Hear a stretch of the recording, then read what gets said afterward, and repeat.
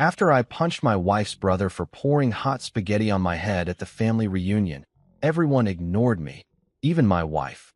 You should take every insult and apologize, she said. Instead of apologizing, I bought a one-way ticket to Hawaii. 5 minutes later, I received 315 desperate messages and calls.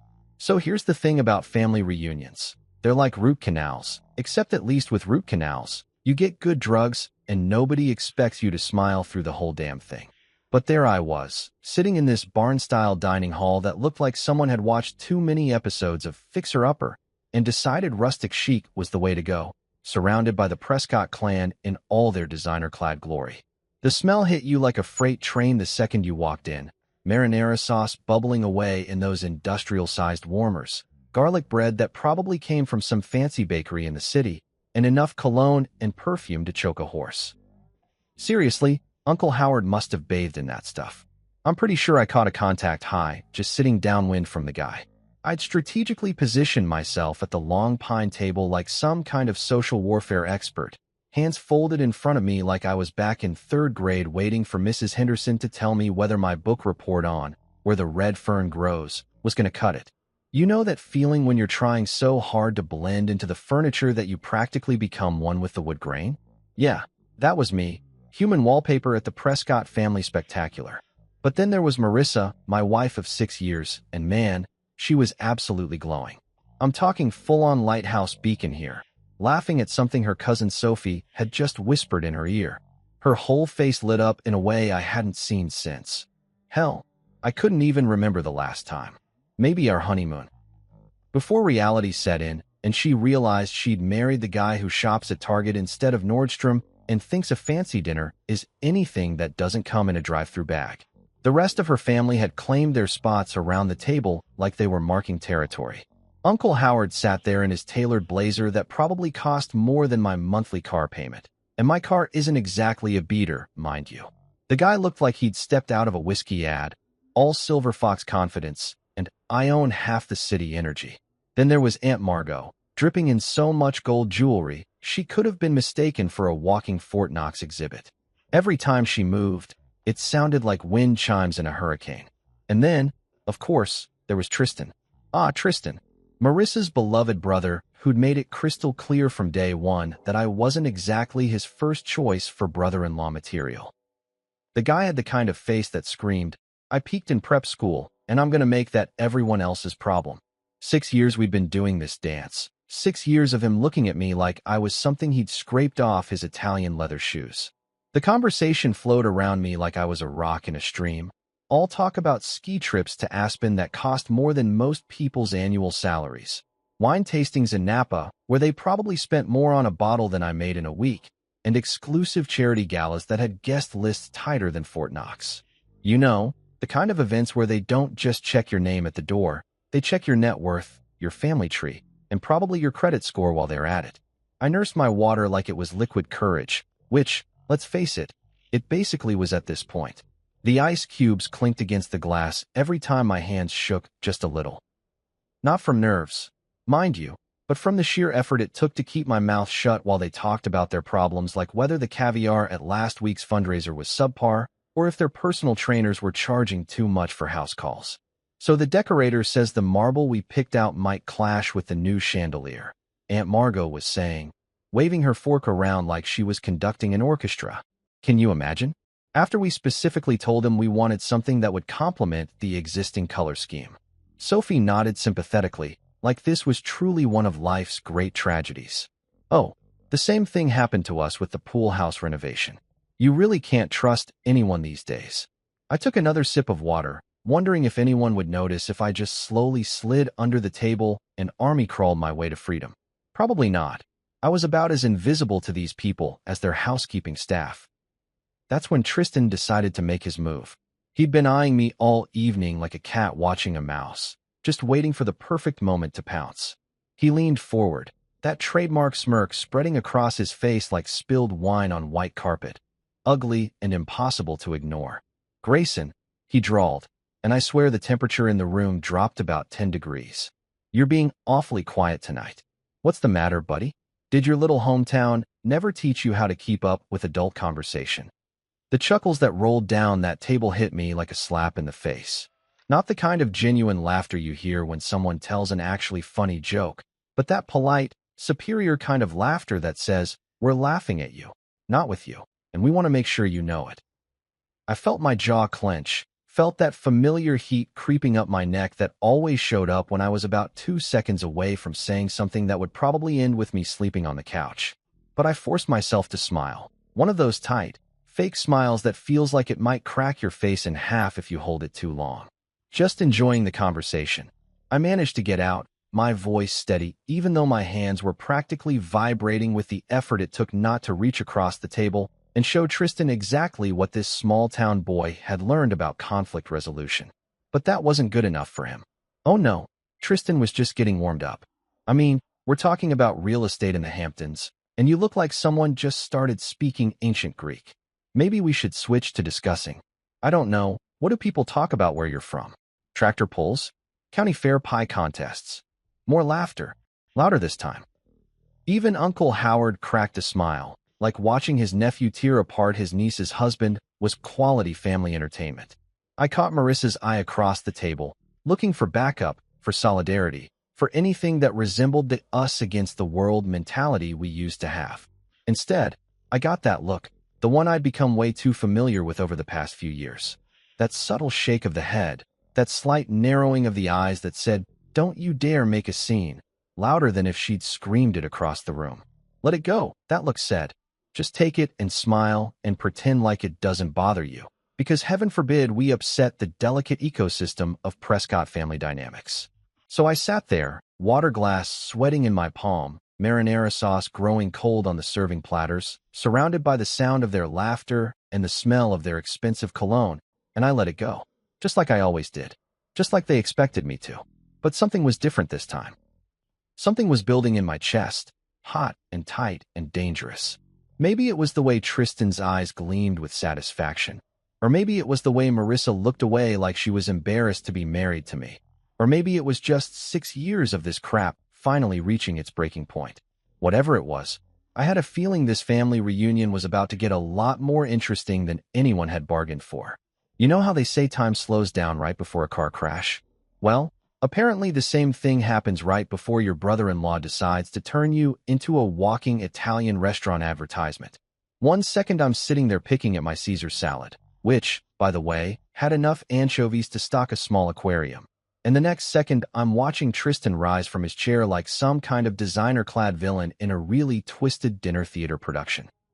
The conversation had moved on from my apparent lack of sophistication to discussing their latest investment properties. Uncle Howard was going on about some waterfront condo he'd just snagged in Miami, gesturing with his wine glass like he was conducting a symphony of his own awesomeness. "The view from the penthouse is absolutely divine," he was saying. "You can see clear to the horizon on a good day." "Oh, Howard, you simply must show us the photos again," Aunt Margot gushed, her gold bracelets jangling like a one-woman percussion section. "The marble in that kitchen is just exquisite." I was trying to calculate exactly how many months of my salary that condo probably cost when Tristan made his move. He stood up smooth as silk, reaching for the big ceramic serving dish that held enough spaghetti marinara to feed a small Italian village. For a split second, I thought he was just going for seconds. Hell, the guy ate like he had a hollow leg. Probably burned calories just from being such an ass. But then I saw it. That look in his eyes. The same look he'd had at Marissa's and my wedding when he'd accidentally bumped into me during the father-daughter dance, causing me to stumble and nearly take out the whole wedding party like bowling pins. Pure, calculated malice wrapped up in a Polo Ralph Lauren package. "Grayson," he said, his voice dripping with fake concern, "you look a little pale. Maybe you need some color in your life." That should have been my cue to duck, to roll, to do literally anything except sit there like a deer in headlights. But my brain was still processing the fact that a grown man, a 34-year-old investment banker who wore cufflinks to casual dinners, was actually considering what I thought he was considering. And then he did it. The ceramic dish tilted, and suddenly I was getting an up-close and personal introduction to every ingredient in Aunt Margot's famous marinara recipe. Hot sauce hit my scalp first, then came the noodles, long, slimy pasta sliding down my face like the world's worst facial treatment. The temperature was somewhere between fresh from the stove and third-degree burn, and I felt every drop as it soaked through my button-down shirt and pooled in my lap. For exactly 3 seconds, the entire dining hall went dead silent. Not the comfortable kind of quiet you get when everyone's focused on their food, but that horrible, suffocating silence that happens when 30 people simultaneously realize they just witnessed something that definitely wasn't in the evening's program. Then Tristan started laughing. It wasn't just a chuckle or even a regular laugh. This was the kind of deep, belly-shaking laughter that comes from pure, unadulterated joy at someone else's humiliation. The sound echoed off the barn-style walls, bouncing around the room like it was specifically designed to make sure everyone heard just how funny he found the sight of his sister's husband wearing dinner instead of eating it. I sat there for a moment, sauce dripping from my chin onto my ruined shirt, noodles hanging from my hair like the world's most pathetic Christmas ornaments. Around the table, I could see everyone's faces frozen in various expressions of shock, amusement, and what might charitably be called concern if you squinted really hard and had a vivid imagination. Aunt Margot had her hand pressed to her chest like she was having vapors, but her eyes were bright with the kind of excitement people get when they witness a really good train wreck. Sophie was covering her mouth, but I could see the grin underneath her fingers. Uncle Howard was shaking his head, but more in the boys will be boys way than the this is completely unacceptable way. And Marissa? Marissa just sat there looking like someone had told her the stock market had crashed and taken her trust fund with it. Not horrified that her husband had just been publicly humiliated, not angry that her brother had just crossed about 15 different lines of basic human decency, just disappointed. Like I'd somehow failed her by existing in the same space as flying pasta. That's when something inside me snapped. Maybe it was the way the sauce was starting to burn my scalp, or maybe it was the sound of Tristan's continuing laughter, or maybe it was just 6 years of swallowing every insult, every slight, every joke at my expense finally reaching critical mass. But I stood up, pasta falling from my shoulders like some kind of carb-heavy confetti, and I felt my right hand ball into a fist before my brain even caught up with the program. The punch connected with Tristan's jaw with a sound that was part slap, part crack, and entirely satisfying. Physics took over from there. His head snapped back, his designer loafers lost their grip on the polished floor, and he went down like a sack of overpriced potatoes, taking a chair with him in a crash that would have made a stuntman proud. The silence that followed was somehow even more complete than before. This wasn't shocked silence. This was, holy crap, the quiet guy just laid out the golden boy silence. The kind of quiet that makes you realize you can hear the air conditioning humming and someone's stomach growling 3 tables over. Aunt Margot was the first to break. "Tristan," she shrieked, rushing to her precious nephew like he'd been shot instead of simply introduced to the concept of consequences. "Someone call a doctor. He could have a concussion." Uncle Howard was muttering something about keeping things civil and what will people think, because apparently the real tragedy here wasn't that his nephew had just assaulted someone with dinner, but that it might reflect poorly on the family name. Sophie was wide-eyed, phone already out, probably texting her friends about the drama unfolding in real time. "OMG, you guys are not going to believe what just happened at the reunion." And through it all, Marissa remained seated, not jumping up to check if I was hurt, not telling her family that what Tristan did was completely out of line, not even asking if I was okay. She just sat there, staring at me like I'd committed some unforgivable sin by defending myself. Tristan was starting to come around, Aunt Margot fussing over him like he was made of spun glass instead of entitlement and bad decisions. His jaw was already starting to swell, and I couldn't help but think it was a good look on him. Really brought out the asshole in his eyes. "You're insane," he mumbled through what I hoped was going to be a spectacular bruise. "I was just having a little fun." Fun, right? Because nothing says good times like assault with a deadly marinara. I wiped sauce from my eyes, feeling it stick to my fingers like some kind of Italian-flavored superglue, and looked around the room at all these people who were supposed to be family. Not a single person had moved to help me clean up. Not one napkin had been offered. Nobody had said, "Hey, maybe dumping hot food on someone isn't exactly appropriate dinner behavior." Instead, they were all looking at me like I was the problem.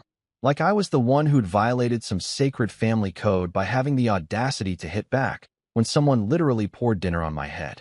The marinara was starting to cool, which somehow made it feel even worse, going from scalding humiliation to cold, sticky shame in real time. I could feel it soaking through my shirt, probably staining my undershirt too, and I wondered absently if marinara sauce was one of those things that never really comes out no matter how much bleach you throw at it. Standing there in that barn-style hall, surrounded by fake rustic charm and real family dysfunction, covered in pasta sauce and noodles like some kind of demented scarecrow, I realized something that should have been obvious years ago. I wasn't family to these people. I was entertainment. A target. The designated punching bag they could all feel superior to when they needed a boost to their collective ego. And the worst part? Marissa was just going to let it happen. Again, walking out of that dining hall felt like escaping from a burning building. Except instead of smoke, I was leaving behind a cloud of designer perfume, passive-aggressive tension, and the lingering smell of marinara sauce that was probably going to haunt my nostrils for the next week. The wide porch wrapped around the front of the reunion hall like a wooden embrace, and for the first time all evening, I could actually breathe without feeling like I was drowning in other people's expectations. The night air hit my sauce-covered face like a cool slap of reality. Out here, away from the theatrical gasps and pearl-clutching performance art happening inside, I could finally hear myself think. Unfortunately, what I was thinking wasn't exactly suitable for polite company. I grabbed my shirt sleeve and started wiping marinara off my cheeks, which was about as effective as trying to clean up a crime scene with a tissue. But hey, at least I was doing something productive. My hair was still sticky with sauce, and every time I ran my fingers through it, I came away with more evidence of Tristan's idea of family fun. Chunks of tomato, bits of basil, and enough garlic to ward off every vampire in a 50-mile radius. I probably looked like I'd lost a fight with a pasta factory, which, come to think of it, wasn't that far from the truth. The porch light buzzed overhead like an angry wasp, casting everything in that yellowish glow that makes everyone look like they're coming down with jaundice. I leaned against the wooden railing, feeling the splinters through my ruined shirt, and tried to process what had just happened in there. In the span of about 10 minutes, I'd gone from invisible family disappointment to public enemy number one, all because I'd had the audacity to defend myself when someone literally dumped dinner on my head. That's when I heard the screen door creak behind me. I didn't need to turn around to know who it was. I could practically feel the waves of disapproval radiating from the doorway like heat from a furnace. Marissa's footsteps were crisp against the wooden planks, each one sounding like a little judgment hammer hitting the nail of my coffin. "Well," she said, and I could hear her crossing her arms without even looking. That was quite a performance in there. I turned around slowly, sauce still dripping from my collar, and looked at my wife of 6 years. The woman I'd promised to love, honor, and cherish until death do us part. The woman who was currently looking at me like I'd just kicked a basket of puppies in front of a group of kindergartners. "Performance?" I said, my voice coming out rougher than I'd intended. "Your brother just dumped hot pasta on my head, and you think I put on a performance?" She was doing that thing she did when she was trying to be reasonable, tilting her head slightly to the side, speaking in that measured tone that therapists probably learn in school. "You know how Tristan is," she said, like that explained everything. Like how Tristan was some kind of natural disaster we all just had to learn to live with, like hurricanes or tax season.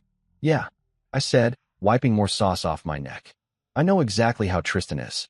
He's an entitled jackass who thinks other people exist solely for his entertainment." Marissa's expression didn't change, which somehow made it worse. If she'd gotten angry, if she'd yelled, if she'd shown any kind of emotion at all, I might have been able to work with that. But this cold, clinical disappointment? This was like trying to argue with a customer service robot. "You should apologize," she said, and for a second I thought I'd misheard her. Maybe the marinara had gotten in my ears along with everything else. I should what now? Apologize? To Tristan? To the family? "You embarrassed all of us tonight."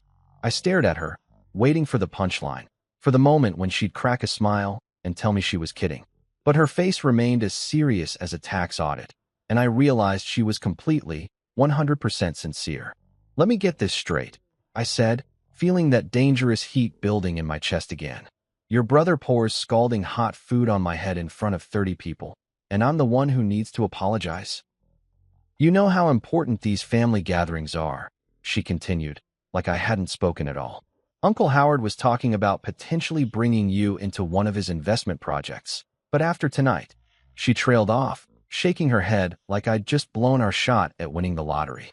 And maybe I had, from her perspective. Maybe losing out on Uncle Howard's largesse was worse than watching her husband get publicly humiliated by her psychopath brother. You should take every insult and apologize, she said, and there it was. The mission statement of our marriage, laid out in plain English under a buzzing porch light, while I stood there covered in marinara sauce like some kind of walking Italian food advertisement.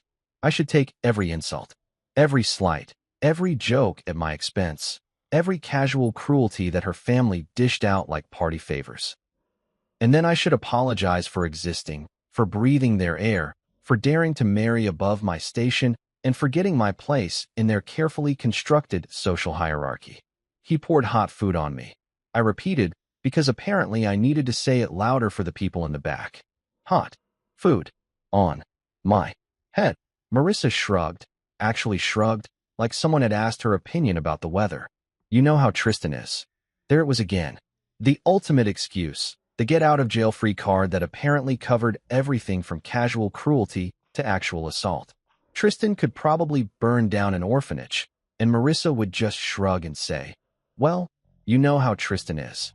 The silence stretched between us like a chasm, filled with 6 years of accumulated resentment and the sound of insects buzzing around the porch light. Inside, I could hear the muffled sounds of the family regrouping, probably already spinning the story into something where I was the villain and poor Tristan was the victim of my unprovoked attack. I'm not apologizing, I said finally. Not to him, not to them, not to anybody. Marissa's mouth tightened into that thin line that meant I'd just failed another test I didn't know I was taking. Then you're making a choice, Grayson. You're choosing your pride over our marriage, over our future, over everything we've built together. Everything we'd built together. Right. Like our marriage was some kind of joint construction project instead of 6 years of me slowly disappearing into the background while she chose her family's approval over her husband's dignity at every single turn. What exactly have we built, Marissa? I asked, spreading my arms wide, sauce flying off my sleeves. A relationship where your family treats me like garbage and you expect me to smile and ask for seconds? She didn't answer, just turned on her heel like I was a disappointing employee who'd just been fired.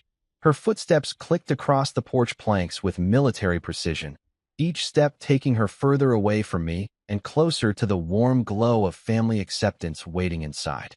If you don't come back in there and make this right, she said without turning around, don't bother coming home tonight. And then she was gone, the screen door slamming behind her with a finality that echoed across the empty porch. I stood there alone under the buzzing light, marinara sauce cooling on my skin, listening to the distant sound of laughter from inside the hall. They were probably already back to discussing wine tastings and ski trips, the unpleasant interruption of my existence already filed away and forgotten. I looked down at my ruined shirt, at the sauce stains that would never come out, at the physical evidence of what happened when you tried to stand up for yourself in the Prescott family ecosystem. Then I looked at the door Marissa had just walked through, leading back to a world where I was expected to apologize for being humiliated, where my worth was measured by how much abuse I could absorb without fighting back. Standing there on that porch, with the night air cooling the sauce on my scalp and the sound of my in-laws' laughter drifting through the windows, I realized something that should have been obvious years ago. If I walked back through that door, if I went back in there and apologized for defending myself, I'd be stepping right back into the same cage they'd kept me in for 6 years. The only question was whether I had the guts to stay outside. Driving away from that reunion hall felt like breaking out of prison, if prison was decorated in rustic barn chic and smelled like disappointed rich people. My hands were still shaking on the steering wheel, not from adrenaline anymore, but from something that felt suspiciously like freedom. Every mile I put between myself and the Prescott family circus was another breath of air that actually belonged to me. My phone had been buzzing like an angry hornet trapped in a jar ever since I'd gotten in the car, lighting up the dashboard with notification after notification. I could see Marissa's name flashing repeatedly, interspersed with numbers I recognized as various members of her family tree. Probably Uncle Howard trying to have a word with me, or Aunt Margot wanting to lecture me about proper family behavior, or hell, maybe even Tristan himself calling to gloat about his marinara masterpiece. But here's the thing about rock bottom. Once you hit it, you realize you've got nothing left to lose. And ignoring their calls felt better than any therapy session I'd ever imagined. 10 miles down the road, I spotted the familiar glow of a gas station rising out of the darkness like a fluorescent oasis. One of those 24-hour joints that looks like it was designed by someone who'd never seen daylight. All harsh white lighting and reflective surfaces that make everything look like a crime scene waiting to happen. I pulled into the parking lot, my tires crunching over gravel and discarded lottery tickets, and just sat there for a minute, engine ticking as it cooled. Through the windshield, I could see the usual late-night gas station ecosystem in full swing. A trucker filling up his rig while talking on a headset, probably explaining to his wife why he was running late again. A college kid counting out crumpled dollar bills for gas money, looking like he was calculating whether he'd have enough left over for ramen noodles. A woman in scrubs who was obviously pulling a double shift, moving with that particular kind of exhaustion that comes from keeping the world running while everyone else sleeps. Real people, living real lives, dealing with real problems. Not a single one of them was worried about whether their caviar was properly chilled or if their personal trainer was charging too much for house calls. I turned off the engine and really looked at myself in the rearview mirror for the first time since the pasta incident. I looked like I'd lost a fight with an Olive Garden kitchen, sauce stains on my shirt that were already setting into permanent reminders of tonight's festivities, my hair still sticky with marinara, and something in my eyes that I hadn't seen in years. It took me a minute to recognize what it was. It was possibility. Inside the gas station, the fluorescent lights hummed with the kind of white noise that makes you feel like you're in a spaceship. The clerk behind the counter looked up from his phone just long enough to nod at me, which was about 1,000 times more acknowledgement than I'd gotten from my in-laws all evening.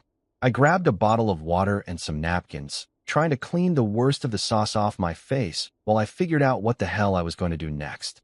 That's when I spotted the sign advertising free Wi-Fi, and suddenly I had a plan. Or maybe not a plan exactly, but at least an idea that didn't involve going home to face Marissa's disappointed silence or sleeping on the couch like a dog who'd had an accident on the carpet. I pulled out my phone, ignored the 17 missed calls and 43 text messages, and opened up a travel website.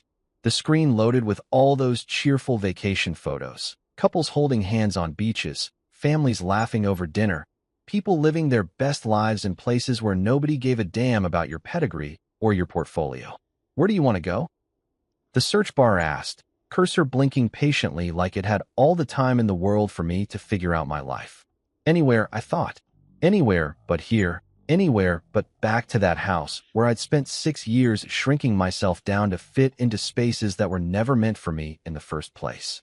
Somewhere warm, somewhere far away, somewhere nobody knew my name or cared about my marriage or expected me to apologize for existing. My fingers hovered over the keyboard for a moment, and then I typed 4 letters that felt like a prayer, HAWA.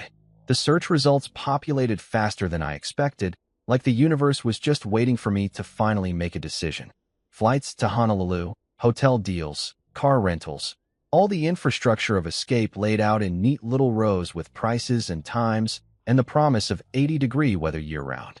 I clicked on the first airline result and found myself staring at a departure time that made my heart skip. Flight 447 to Honolulu, departing in 5 hours and 12 minutes. Red-eye special. Probably full of honeymooners and people running away from their problems, which made it perfect for my current situation. The price made me wince a little. One-way tickets aren't exactly budget-friendly, especially when you're buying them at the last minute.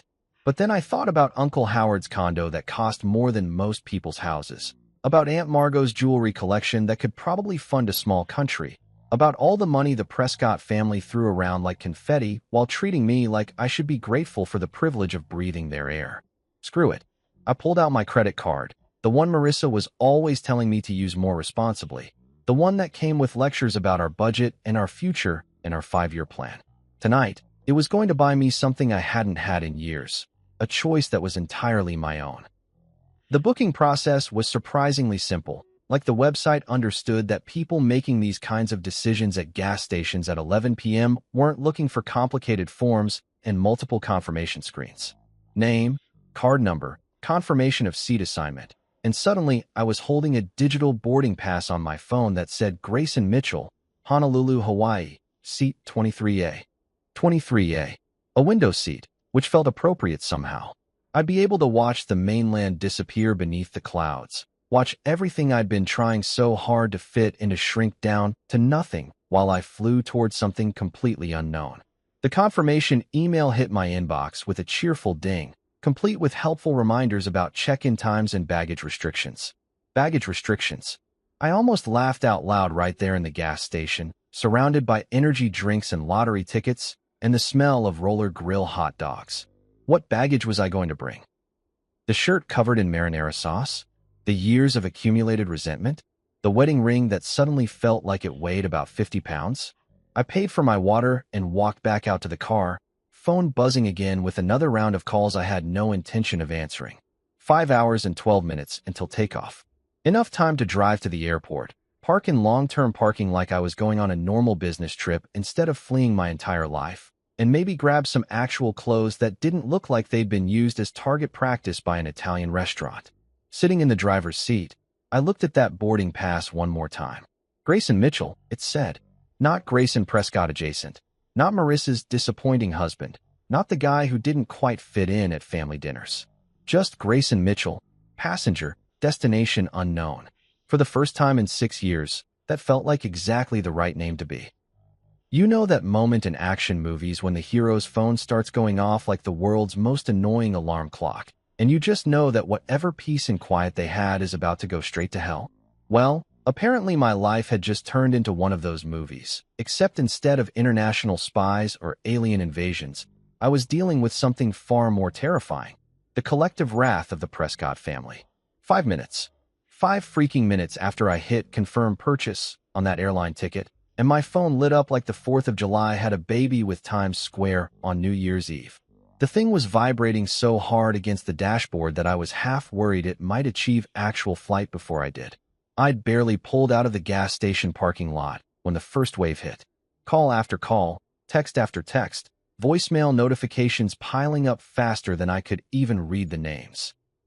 It was like watching a social media meltdown in real time, except instead of strangers on the internet, it was my own family-in-law losing their collective minds because I'd had the audacity to leave their little performance without taking a bow.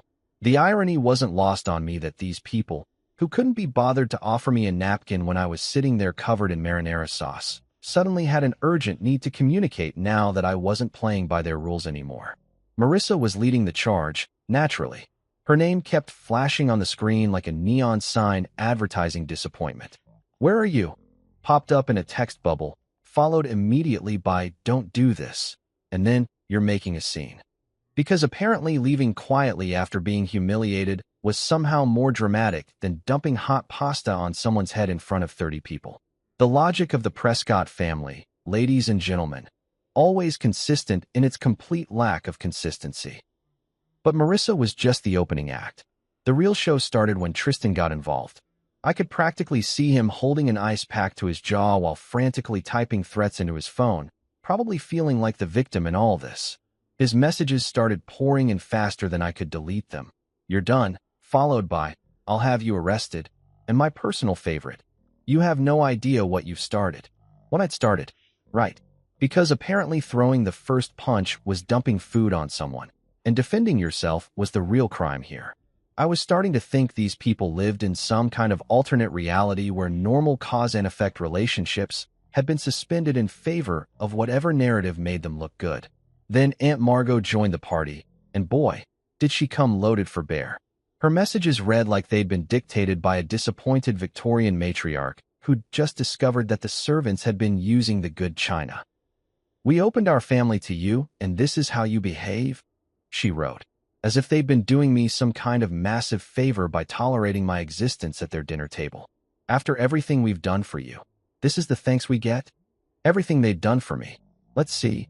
What exactly had they done for me over the past 6 years? They'd included me in family gatherings where I was either ignored or insulted. They'd made it crystal clear that I wasn't really welcome in their social circle. And they treated me like a charity case who should be grateful for whatever scraps of attention they threw my way. Oh, and tonight they'd used me as target practice for Italian food. Truly, I was the luckiest man alive. Uncle Howard's messages were more restrained, but somehow more threatening, written in that careful corporate language that he probably used to fire people without technically breaking any labor laws.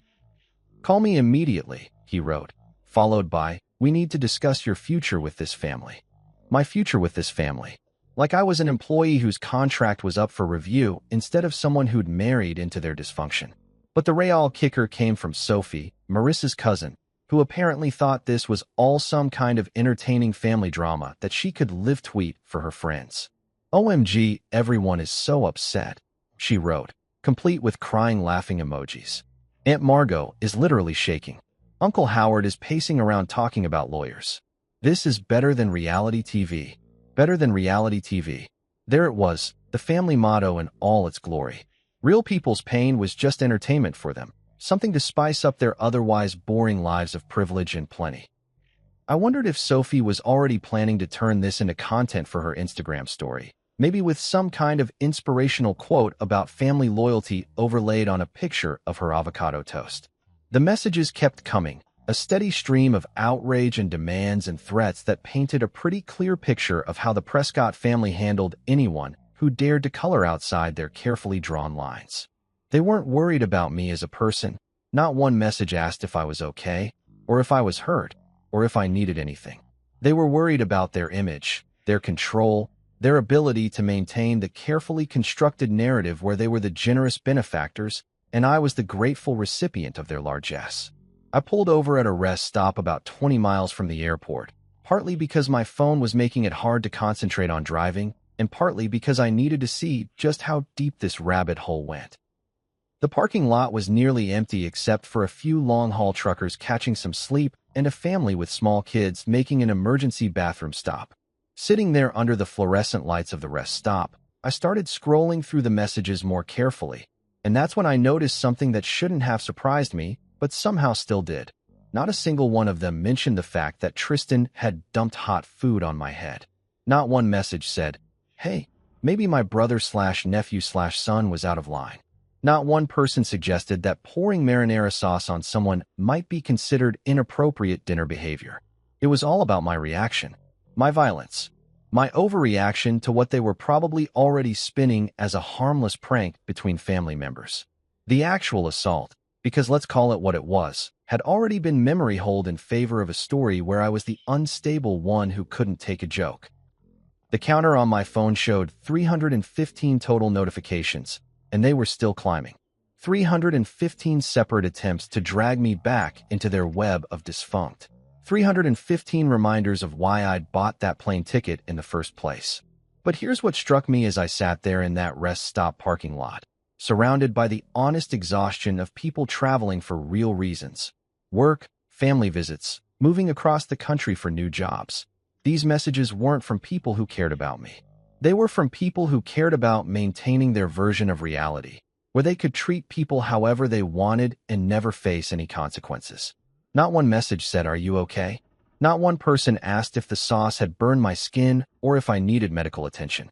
Not one member of Marissa's family seemed to think that maybe, just maybe, they should be apologizing to me instead of demanding that I apologize to them. I looked at that growing pile of digital outrage, all those words and threats and demands, and realized something that felt like a weight lifting off my shoulders. I didn't owe these people anything. Not an explanation, not an apology, not even a response. So I did something that felt better than any comeback I could have written, better than any angry phone call I could have made, better than any dramatic confrontation I could have staged. I turned off my phone and put it in my bag, cutting off their access to me as simply as flipping a switch. The silence that followed was more satisfying than any argument I'd ever won. You know how people always say that airplane air is recycled and gross and makes you feel like you're breathing through a dirty sock? Well, let me tell you something. After 6 years of breathing the suffocating atmosphere of Prescott family expectations, that recycled airplane air tasted like pure freedom with a hint of peanuts and possibility. The red-eye flight to Honolulu had been exactly what I'd needed. 5.5 hours of enforced silence with nothing but the hum of engines and the occasional snore from the businessman in 24B.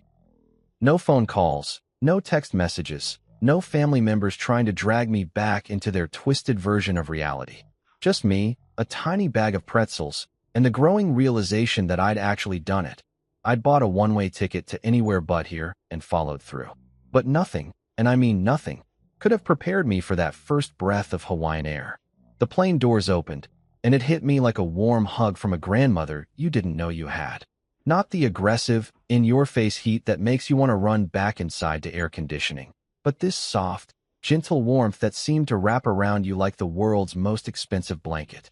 It was air with personality, air that smelled like flowers you couldn't name and ocean salt, and something that might have been happiness if happiness had a scent.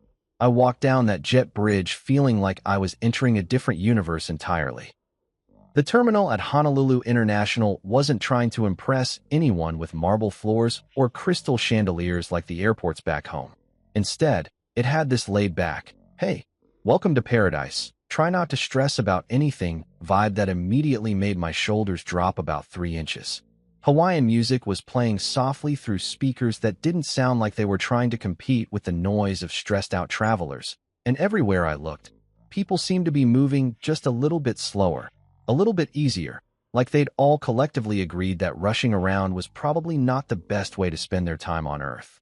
The baggage claim was where it really hit me that I'd made a completely insane decision. Everyone else was standing around waiting for their carefully packed suitcases full of vacation clothes and sunscreen and all the things normal people bring when they plan a trip to Hawaii. Meanwhile, I was standing there with nothing but my wallet, my passport, and a single backpack that contained exactly one change of underwear and the business card for a divorce lawyer that I'd been carrying around for 2 years but never had the guts to call. That's when I realized I was going to need somewhere to stay, and probably some clothes that didn't smell like marinara sauce and poor life choices. I pulled out my phone, which I'd reluctantly turned back on once the plane landed, and started scrolling through Airbnb listings, trying to find something that said, "Yes, we welcome people who've just blown up their entire lives on a whim." Most of the listings looked like they'd been photographed by people who'd taken a masterclass in making small spaces look like luxury resorts. Lots of carefully staged photos with perfectly placed pineapples and artfully rumpled white linens that probably cost more per night than I made in a week. But then I found one that was different. The photos were clearly taken by someone who'd just pointed their phone at stuff and clicked. No fancy lighting or strategic fruit placement. Just a small beachfront place with weathered wooden furniture and windows that actually looked like they opened to let in real air instead of Instagram-worthy filtered light. The description was written by someone named Kimo, and it simply said, "Clean, quiet, close to beach. Good for people who want to think or people who want to stop thinking. Your choice." Perfect. I booked it for a week, which felt like either the most reasonable decision I'd made in years or the most irresponsible, depending on how you looked at it. The address led me to a taxi driven by a guy who introduced himself as Paolo and immediately started telling me about his cousin's shrimp truck that I absolutely had to try, his nephew's surf lessons that would change my life, and his grandmother's secret spot for watching sunsets that wasn't overrun with tourists taking selfies. The ride to the Airbnb was like a guided tour through everything I'd been missing while I was busy trying to fit into spaces that were never meant for me. We passed beaches where people were actually playing in the water instead of posing next to it, restaurants that looked like they'd been built by people who cared more about the food than the Instagram potential, and neighborhoods where kids were riding bikes and old men were playing chess in parks, and life seemed to be happening at a pace that actually made sense for human beings. You running away from something or running to something? Paolo asked as we pulled up to a small house that looked like it had been painted by someone who believed that blue should actually look like the ocean and green should actually look like plants. "Little bit of both," I said, which was probably the most honest thing I'd said to anyone in months. He nodded like this made perfect sense. Hawaii's good for that. The islands don't judge. They just let you figure out what you need to figure out.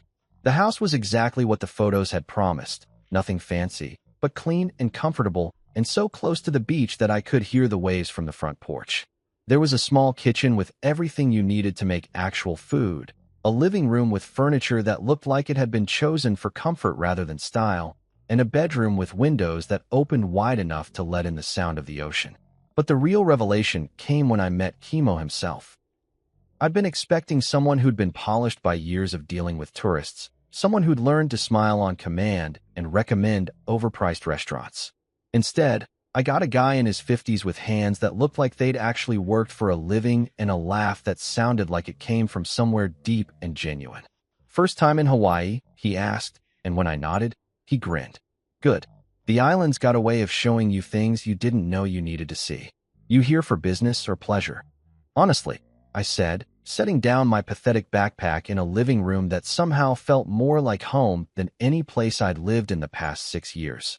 "I have absolutely no idea what I'm here for." Kimo's laugh filled the space like warm honey. "Even better. That means you're here for the right reasons." He handed me the keys and a handshake that felt like he actually meant it, like I was a person worth welcoming instead of a problem to be managed. "The ocean's right out that door," he said, pointing toward the back of the house. "Don't overthink it. Just go look at it for a while. The water's got a way of putting things in perspective." So that's what I did. I walked out to the beach behind the house, kicked off my shoes that still smelled faintly of family reunion disaster, and stood at the edge of the Pacific Ocean while the sun started its descent toward the horizon. For the first time in 6 years, nobody was telling me where to stand, how to act, or what to say.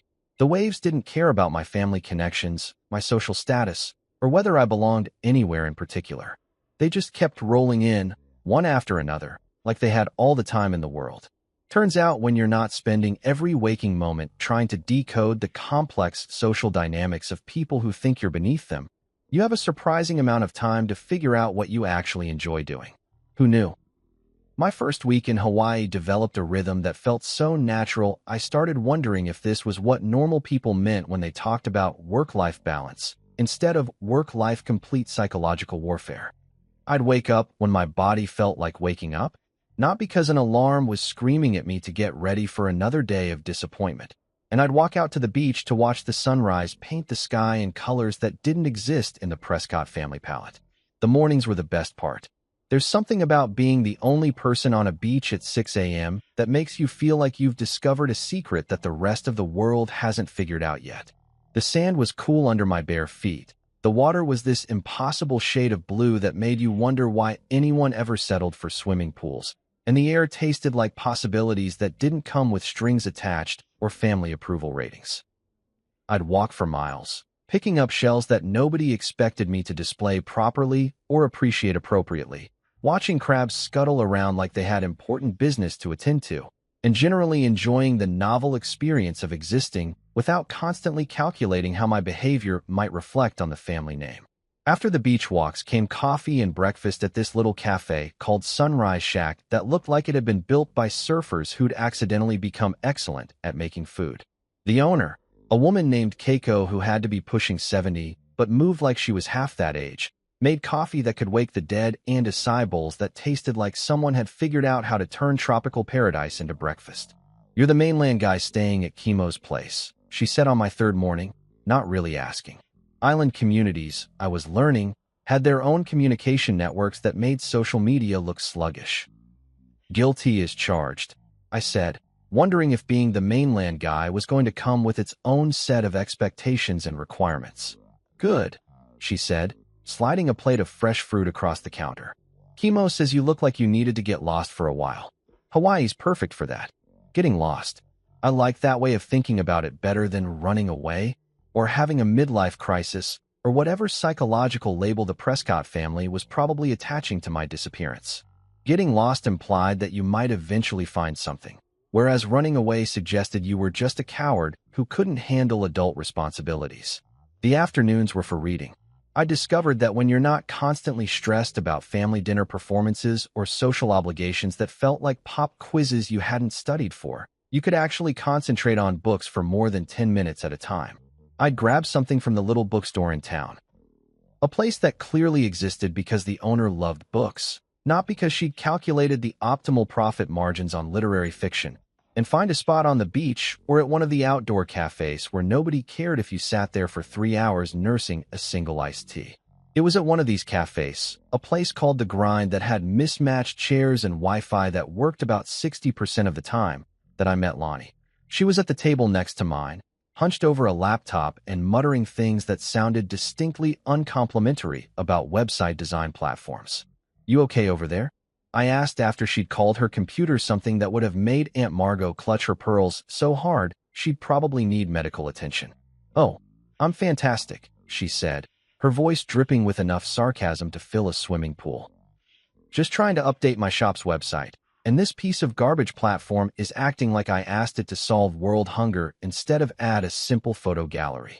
Lonnie, as it turned out, ran a surf shop called Wave Rider that had been in her family for 20 years.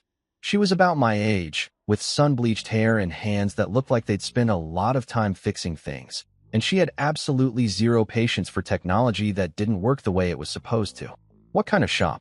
I asked, closing my book because this conversation was infinitely more interesting than whatever literary masterpiece I'd been pretending to read. "Surf shop. Boards, gear, lessons for tourists who think they're going to become the next Kelly Slater after a 2-hour session." She gestured at her laptop screen like it had personally offended her ancestors.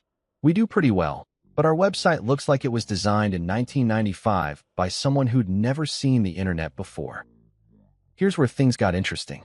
Back in my previous life, the one where I spent most of my time trying to disappear into furniture at family gatherings, I'd actually been pretty good at website design.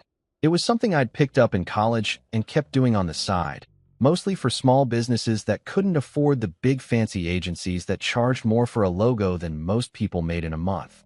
"I might be able to help with that," I said, surprised to hear myself volunteering for something without first calculating how it might affect my standing with people I was trying to impress. Lonnie looked up from her laptop, squinting at me like she was trying to figure out if I was serious or just another mainland tourist who thought he could solve all of Hawaii's problems with his superior continental wisdom. "You know anything about websites?" she asked. "A little," I said, which was probably the most understated thing I'd said since arriving in paradise. "Mind if I take a look?" What followed was the most fun I'd had working on anything in years. Lonnie's existing website was indeed a disaster of epic proportions. Broken links, photos that loaded sideways, and a color scheme that looked like it had been chosen by someone who'd never seen an actual ocean. But it wasn't unfixable, just neglected. We spent the next 3 hours completely rebuilding the thing from scratch. Lonnie provided the content and the vision. She knew exactly what her customers needed and how they thought, while I handled the technical stuff that made her want to throw her laptop into the nearest volcano. "You want clean, simple, easy to navigate," I said, pulling up examples of sites that actually worked. "Nothing fancy, just functional. People want to see your boards, check your lesson schedules, maybe read some reviews from happy customers." "Exactly," she said, and I realized it had been months since someone had responded to one of my ideas with genuine enthusiasm instead of polite tolerance or outright dismissal. By the time we finished, Wave Rider had a website that actually looked like it belonged to a business that knew what it was doing. The photos loaded properly, the navigation made sense, and the whole thing had a clean, professional look that still felt relaxed and welcoming. "How much do I owe you?" Lonnie asked as we tested the final version on her phone. "Nothing," I said, surprising myself again. It was fun. Fun. She looked at me like I'd just claimed that root canals were my favorite hobby. "You think website design is fun? When it's not for people who treat you like their personal tech support slave." "Yeah, it's actually pretty enjoyable." That's when she made me an offer that would change everything. I've got a couple of friends who run businesses around here. They're all dealing with the same kind of website disasters. If you're interested in picking up some side work while you're getting lost, I could put in some good words. Side work. Not charity, not family obligations, not doing favors for people who'd never return them. Actual work that I'd chosen to do, for people who appreciated it, at my own pace and on my own terms. Sitting there at that mismatched table, watching the sun start its descent toward the horizon while Lonnie scrolled through her new website with obvious satisfaction, I realized something that should have been obvious but somehow felt revolutionary. This was the first time in years that I'd done work that felt like it belonged to me. Not work that I did to impress my in-laws, not projects designed to boost my standing in some social hierarchy I'd never signed up for, but actual work that solved real problems for real people who treated me like a human being instead of a convenient disappointment. "Yeah," I said, watching a couple of surfers paddle out to catch the evening waves. I think I'd like that. 2 weeks in paradise had done something weird to my relationship with technology. Back in my old life, my phone was basically a digital leash that kept me connected to every disappointment, obligation, and passive-aggressive family text thread that made up my daily existence. Here in Hawaii, the thing had been sitting in a drawer like a piece of radioactive waste that I was pretty sure would kill me if I got too close to it. But eventually, reality has a way of knocking on your door, even when that door happens to be attached to a beachfront bungalow in the middle of the Pacific Ocean. My phone battery had finally died sometime during week 1, and I'd been perfectly content to let it stay that way. Dead phones can't deliver bad news, can't remind you of the life you left behind, and can't buzz with notifications from people who think you owe them explanations for your own happiness. Unfortunately, they also can't be used to run a business, and Lonnie's referrals were starting to pile up faster than I could handle with just her laptop and the questionable Wi-Fi at the grind. 3 local businesses wanted website overhauls, 2 needed complete e-commerce setups, and a local artist wanted an online gallery that didn't look like it had been designed by someone who'd learned HTML from a cereal box. So there I was, standing in the little electronics shop in downtown Honolulu, holding a phone charger and trying to work up the courage to plug my phone back into the world I'd left behind. The shop owner, a guy named Dave who looked like he'd been selling electronics since before smartphones were even a twinkle in Steve Jobs' eye, was watching me stare at the charger like it might explode. "You okay, man?" he asked. "You look like you're about to defuse a bomb instead of charge a phone." "Something like that," I said, handing him a 20 and wondering if there was any way to SE. Back at the bungalow, I plugged the thing in and watched it slowly come back to life with all the enthusiasm of someone waiting for their STD test results.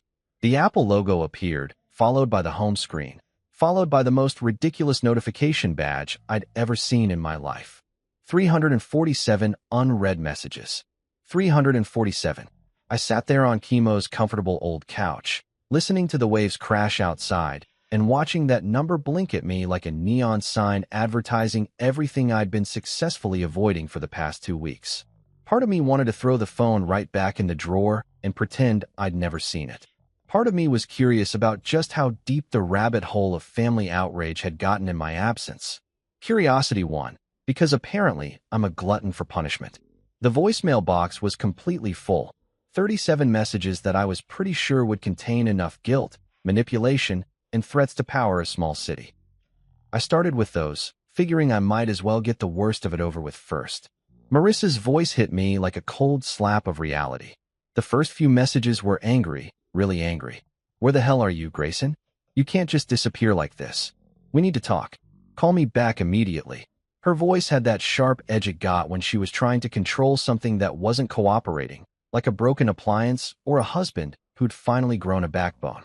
But as the messages progressed, the anger shifted to something that was almost worse, strategic crying. By message number 12, she was sobbing into the phone about how worried she was, how she just wanted to know I was safe, how we could work through this if I'd just come home and talk to her like a reasonable adult.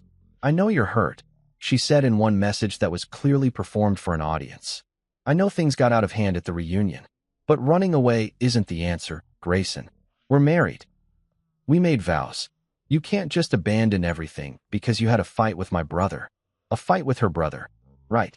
Because that's what you call it when someone dumps hot food on your head and you defend yourself. A little disagreement between boys. Nothing that couldn't be solved with a firm handshake and maybe a nice bottle of wine. Tristan's messages were exactly what you'd expect from someone whose jaw I'd rearranged with my fist. The first few were pure rage, promising legal action and making threats that probably would have scared me if I'd still been living in his world of consequences and social standings. "You're finished," he snarled in one particularly charming voicemail. "I'm going to destroy you. You'll never work in this town again. Never work in this town again." Like I was some kind of mob movie character instead of a guy who designed websites and had finally gotten tired of being treated like furniture. I almost laughed out loud at that one, sitting there in my beach bungalow with more work than I could handle and zero interest in whatever town he thought he controlled. But the later messages from Tristan were different, more calculated. "Look," he said in what was clearly meant to be his reasonable voice. "Maybe we both got a little heated. Why don't you come back and we'll talk this through like adults? Marissa's worried sick, and the family thinks you might be having some kind of breakdown. Some kind of breakdown. Translation: they decided I was mentally unstable, which was probably easier for them to accept than the possibility that their behavior had finally pushed someone past their breaking point. Uncle Howard's messages were all business, delivered in that smooth corporate tone that said he was used to fixing problems with money and influence. Grayson, this has gone far enough. You're embarrassing the family, and more importantly, you're hurting Marissa. I think we can find a way to make this work for everyone. Call me back, and we'll discuss your options. My options? Like I was an employee being offered a severance package instead of a person who'd finally decided to prioritize my own sanity over their dysfunctional family dynamics. Aunt Margot's messages were pure psychological warfare, listing every opportunity I was throwing away by behaving like an ungrateful child. We had plans for you, she said in one particularly manipulative voicemail. Howard was going to bring you into the business. We were going to help you build something real. But you've shown your true colors now, haven't you? Plans for me. Help me build something real. As if their version of my life was somehow more legitimate than whatever I might choose for myself. As if success could only be measured by how well I fit into their predetermined mold of what a proper Prescott family member should look like. But the real kicker came from Sophie, who'd apparently appointed herself the family's social media correspondent. Her messages were breathless updates on the family drama, delivered like she was reporting from the front lines of a particularly juicy reality show. Everyone's talking about you, she said in one message that was equal parts excited and horrified. Aunt Margot thinks you've joined a cult or something. Uncle Howard keeps muttering about hiring a private investigator. And Marissa? Oh my God, Marissa is acting like you died or something. She's telling everyone you're having a nervous breakdown. A nervous breakdown. There it was again, the family's preferred explanation for my sudden departure. Much easier to accept than the possibility that their golden boy had crossed a line and finally faced consequences for it. I scrolled through the text messages, which were more of the same. Guilt, manipulation, threats, and a stunning lack of self-awareness about what had actually happened that night. Not one message acknowledged that Tristan had assaulted me. Not one person suggested that maybe, just maybe, dumping hot food on someone wasn't appropriate family fun.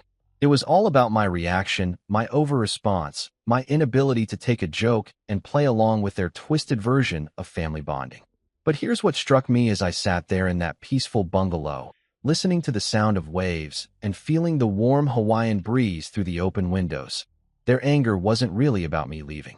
It was about me leaving without permission, without explanation, without giving them the chance to control the narrative and manage the situation according to their preferred script. They weren't upset because they'd lost me. They were upset because they'd lost control of me. And that realization felt better than any apology they could have offered, better than any explanation they could have given, better than any attempt to make things right. I deleted every single message without responding to a single one. No explanations, no justifications, no carefully worded emails trying to make them understand my perspective. Just silence. The kind of silence that says more than any argument ever could. You know what's funny about making a decision that everyone back home thinks is completely insane?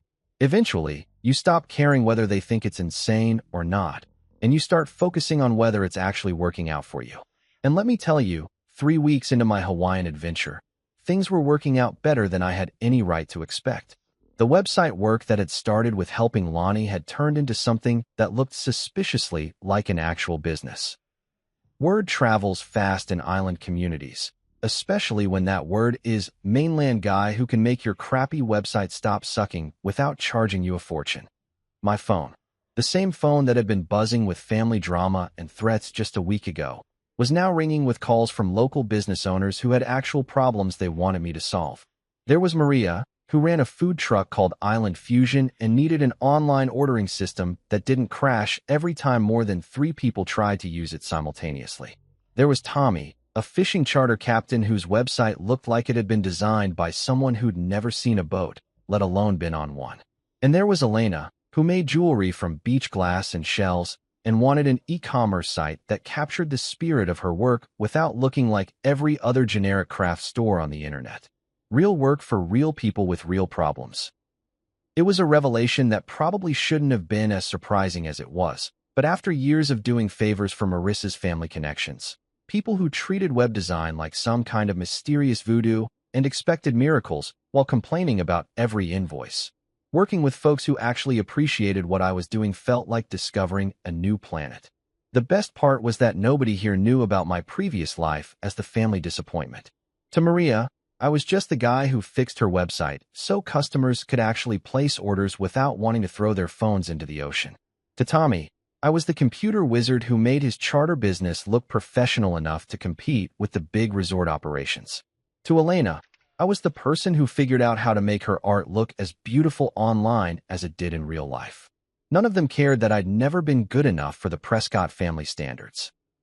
None of them expected me to apologize for existing or to constantly prove that I deserved to breathe the same air as my social betters. They just wanted someone who could solve their problems without talking down to them or charging them like they were funding a space mission. The work was good, but the real breakthrough came on Friday evenings at the pier with Chemo. It had started accidentally. I'd been walking along the waterfront around sunset, trying to clear my head after a long day of coding, when I'd spotted him sitting on a bench with a cooler full of beer and a smile that could power the whole island. "Mainland guy," he'd called out, waving me over like we'd been friends for decades instead of casual acquaintances who'd exchanged maybe 50 words total. Perfect timing. I was just about to watch the sun do its thing, and beer always tastes better when you've got someone to share it with. That first Friday had turned into a weekly tradition that I looked forward to more than I'd looked forward to anything in years. Chemo had this way of talking that made everything seem both completely serious and totally relaxed at the same time. He'd worked construction for 30 years, raised 3 kids who were all doing well for themselves, and had opinions about everything from local politics to the best way to grill fish that were both informed and completely unpretentious. "You settling in okay?" he asked during our 3rd beer summit, watching a cruise ship slide past the harbor like a floating city of tourists who'd probably never see the real Hawaii. "Better than okay," I said, surprised to realize how true that was. "This place is starting to feel like home." "Good," he nodded, taking a long pull from his beer. "Hawaii's got a way of calling to people who need it. Not everyone hears it, but when you do, you know." We'd sit there watching the sun paint the sky in colors that didn't exist in any of the fancy art galleries the Prescott family liked to frequent, talking about everything and nothing while fishing boats headed out for the night shift and joggers made their evening rounds along the waterfront. Sometimes we'd talk about work. Chemo was full of stories about construction projects that had gone hilariously wrong and clients who'd made requests that defied both physics and common sense. Sometimes we'd talk about family, his kids, his grandkids, his wife who'd passed away 5 years ago, and who he still missed every single day. But mostly, we'd just exist in the same space without any pressure to perform or impress or justify our presence. It was the kind of friendship that developed naturally, based on mutual enjoyment of each other's company rather than social obligation or family connection, or any of the complicated dynamics that had governed most of my relationships back in my previous life.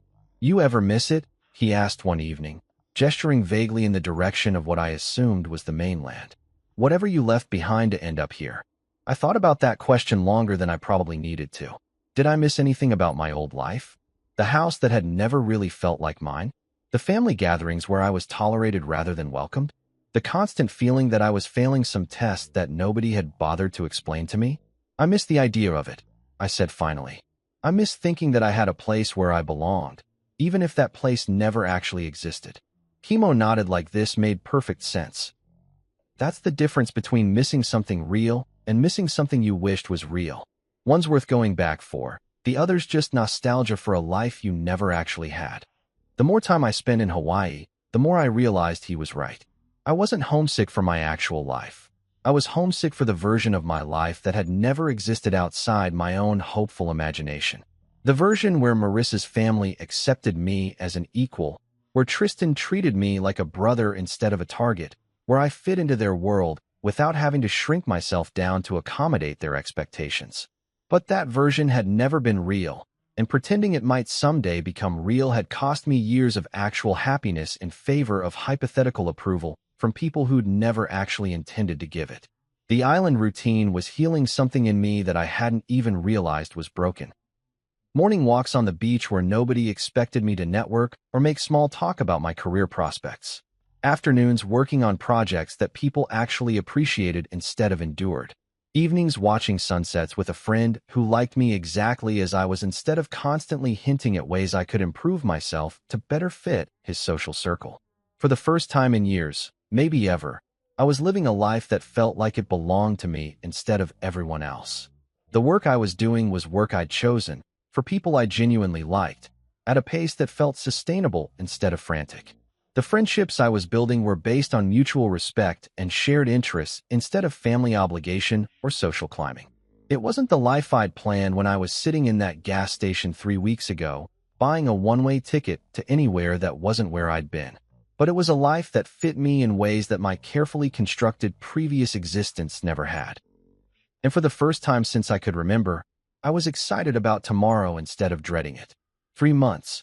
93 days since I'd walked out of that barn-style reunion hall covered in marinara sauce and bruised dignity, and I was sitting in a lawyer's office in downtown Honolulu, signing papers that would officially end the longest mistake of my adult life. The lawyer, a woman named Patricia Kim who had the kind of no-nonsense efficiency that made you understand why she'd built a successful practice, slid the final divorce papers across her desk with a smile that suggested she'd seen this particular brand of liberation many times before. "Congratulations," she said, as I signed my name on the last page. "You're officially a free man." Free man. The words hit me differently than I'd expected. Not with relief, exactly, and definitely not with regret, but with something that felt like possibility wrapped in acceptance. I was free, but more importantly, I was free by choice rather than circumstance. I'd chosen this path, step by step, decision by decision. From that first moment, I decided not to apologize for defending myself to this final signature that severed the last legal tie to a life that had never really fit.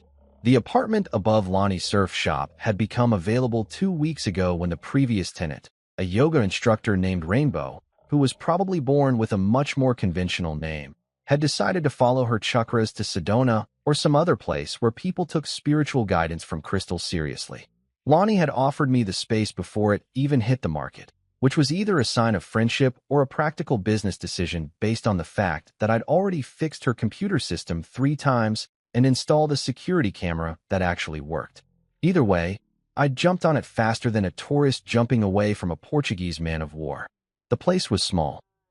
Basically a studio with a kitchen alcove and a bathroom that required some creative maneuvering, but it had windows that opened wide enough to let in the constant sound of waves and a view of the ocean that made every morning feel like a vacation commercial. Moving in had been the easiest relocation of my life, mainly because I owned exactly 3 suitcases worth of stuff and had developed a deep appreciation for the minimalist lifestyle. No family heirlooms to worry about. No furniture that came with emotional baggage. No wedding photos to pack away in boxes labeled, "Deal with this later."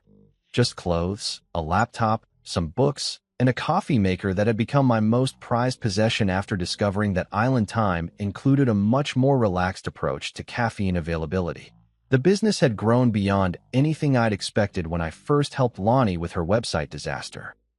Word of mouth in island communities travels faster than gossip at a high school reunion. And apparently, mainland guy who actually knows what he's doing and doesn't treat you like an idiot was a rare enough commodity to keep me busier than I'd ever been in my previous life. I had a steady stream of clients ranging from local restaurants to tour operators to artists who made everything from custom surfboards to jewelry that looked like the ocean had personally designed it. But the real revelation was that I was making more money doing work I actually enjoyed than I'd ever made trying to impress people who would never be impressed anyway. Turns out that when you're genuinely good at something and you work with people who appreciate what you do, the financial part tends to sort itself out without requiring family connections or social networking events that felt like endurance tests. The apartment came with a small desk that fit perfectly under the main window, positioned so I could look up from my laptop and watch surfers catching waves while I worked on whatever project was currently demanding my attention. Today it was a complete e-commerce overhaul for a local coffee roaster who'd been trying to sell his beans online using a system that looked like it had been designed by someone who'd heard about the internet, but never actually seen it. The ocean breeze carried through the open windows, rustling the curtains I'd bought at a local market from a woman who'd spent 20 minutes telling me about the traditional Hawaiian patterns while her granddaughter taught me how to pronounce mahalo correctly. It was the kind of interruption that would have driven me crazy in my old life, where every minute was scheduled and every interaction was measured against its potential value to my social standing. Here, it felt like the most natural thing in the world. Buying curtains from someone who cared about the history behind the patterns, learning a word that meant more than just thank you in a language that belonged to this place I was slowly becoming part of. My phone, which had become a tool for actual work instead of a device for delivering family drama, buzzed with a text from Chemo, Sunset Beer Summit in 1 hour. Tommy caught some Ono today, and Elena's bringing her famous mac salad. You in? I looked at my laptop screen, where about 3 hours of work remained on the coffee roaster's website, and realized something that would have shocked my former self. The work could wait. Not because I was lazy or irresponsible, but because I'd learned the difference between urgent and important, between other people's expectations and my own priorities.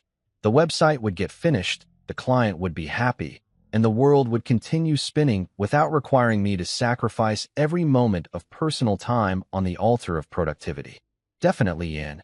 I texted back, closing the laptop and walking to the small closet where I kept the kind of clothes that prioritized comfort over appearance. Board shorts, t-shirts that had never seen an iron, and flip-flops that cost less than the socks I used to wear to family dinners. Walking down to the beach where our informal Friday group had started gathering, I passed the mirror that came with the apartment and caught a glimpse of someone I barely recognized. Tan from spending actual time outdoors instead of commuting between air-conditioned buildings. Relaxed in a way that went deeper than just the absence of stress. Happy, which was such a foreign concept that it had taken me weeks to identify the emotion correctly. The beach was already occupied by the usual suspects. Chemo with his cooler of beer and infinite supply of stories about construction mishaps. Tommy cleaning fish with the kind of expertise that comes from 40 years of knowing exactly how sharp your knife needs to be. Elena arranging food on a folding table like she was setting up for a photo shoot. And Lonnie emerging from her shop with a bag of ice and a grin that suggested she'd just closed a deal with some tourists who thought they were going to become professional surfers after one lesson. Mainland guy, Chemo called out, using the nickname that had somehow evolved from identifying description to term of endearment. Perfect timing. Tommy just finished telling us about the time he accidentally caught a monk seal and had to explain to the Coast Guard why he was hugging a federally protected species. This was my life now. Friday evening fish and beer with people who'd become family not through marriage or blood or social obligation, but through the simple process of choosing to show up for each other week after week. No dress code, no hidden agendas, no complex dynamics that required a decoder ring and a sociology degree to navigate. Just people who liked each other, sharing food and stories while the sun painted the sky in colors that never got old, no matter how many times you watched the show. I grabbed a beer from Chemo's cooler and settled into the sand, feeling the warmth that lingered from the day's sunshine and listening to Elena describe her latest jewelry project, while Tommy argued with Lonnie about the best bait for certain types of fish and Chemo planned his next home improvement disaster. Somewhere on the mainland, my former in-laws were probably still discussing my disappearance, still trying to figure out how to spin my departure into a story that made them look like the victims. Marissa had probably moved on, found someone more suitable to the family standards, someone who understood the importance of proper behavior at social gatherings and never confused self-respect with selfishness. And for the first time since I'd known any of them, I genuinely hoped they were happy. Not because I missed them or wanted to reconcile, but because their happiness was no longer connected to mine. They could live their lives according to their values, and I could live mine according to mine, and neither of us had to apologize for the incompatibility. The sun touched the horizon, turning the ocean into a mirror that reflected possibilities I was still discovering. Tomorrow I'd finish the coffee website, start planning a new project for a local artist, maybe take Lonnie up on her offer to teach me how to surf without embarrassing myself in front of the tourists. But tonight, I was exactly where I belonged, with people who liked me exactly as I was, in a place that felt like home in ways I'd never experienced before. The spaghetti incident seemed like something that had happened to someone else in another lifetime. Not because I'd forgotten it, but because it had become the beginning of something better instead of the end of something that had never really worked anyway. Hawaii wasn't just the place I'd escaped to. It was the place I'd finally remembered who I was supposed to be all along.